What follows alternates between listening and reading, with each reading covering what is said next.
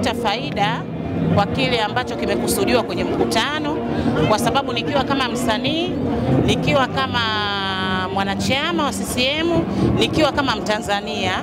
Kwa hiyo matamanio yangu makubwa sana ni kusikiliza na kuelewa na kupata faida kwenye mkutano huu ambao umekusudiwa zaidi. Nini malengo ya mkutano? Ungetamani eneo gani tulio mkazo ni wasanii? Kwa sisi wasanii kwenye haki itiliwe mkazo, na vitu vingi muhimu ni mkazo kupata haki. Umeridhishwa na ilani iliyopita? Ndio. Kwa asilimia ngapi? Kwa asilimia kubwa tu. Okay. Mama anaweza kwa kweli. Ametusaidia kwa kiasi kikubwa kama unavyoona. Amethubutu mpaka kuigiza. Umeona kiasi kwamba yani hata sisi wengine ambao tulikuwa katika upande wa pili sasa tunaonekana na vipaji vyetu vingine ambavyo vya uigizaji kwenye upande huu ambao wa tasnia ya Bongo Movie. Kwa hiyo niseme tu kwamba mama ameweza, amevifufua mpaka vipaji ambavyo vilikuwa havionekani. Ndio. Sawa, tuendelee kwenye tamthilia yetu. Tamthilia yetu pendwa sana ambayo sasa watu wengi wanaifuatilia. Binafsi ni shabiki yako na kufuatilia sana. Asante. Tuambie hali sasa hivi ikoje kwenye maisha kwenye tamthilia? Hali ni nzuri sana. Manake nikisema kama sio nzuri nitakuwa nimekosea. Hali ni nzuri, mapokezi ni mazuri sana.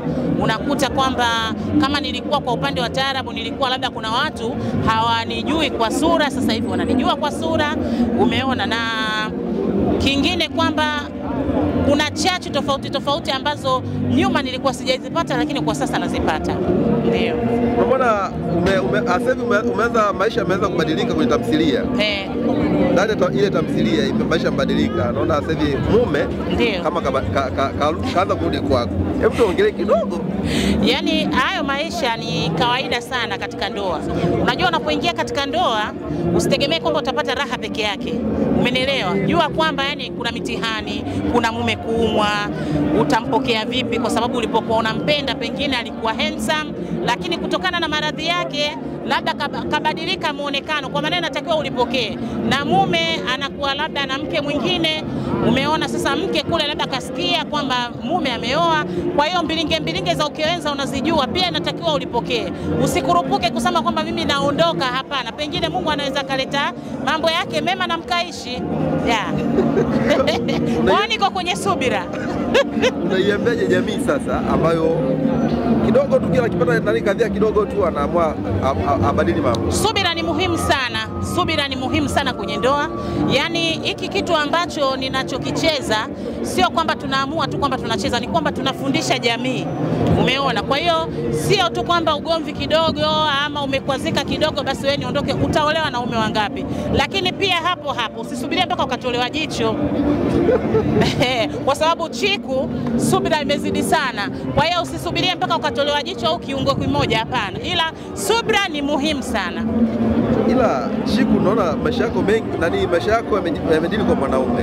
Yaani mwanaume anaonyesha ndo kila kitu kwako. Ukitoka kweli unasema kwenda kuishi zaidi ya kwa sababu mimi kwanza ni Chiku anaheshimu ndoa sana. Anaheshimu ndoa, ana misingi ya dini, amelelewa vizuri alikotoka, lakini kumbuka Chiku ameacha kazi ambayo alikuwa anaifanya hapo mwanzo, ambayo ilikuwa at least inamletea kipato. Umeona? Sasa ukiangalia jamii ama ndugu ama familia inamtegemea Chiku. Kwa hiyo nikisema nikurupuke bila kujipanga naweza kaangukia pua. Asante sana. Mimi nikupe hongera kwa sababu uliskip zile milioni 10. Milioni 40. Milioni 40. Hongera sana. Asante. Anaitwa nani? Cholo. Cholo.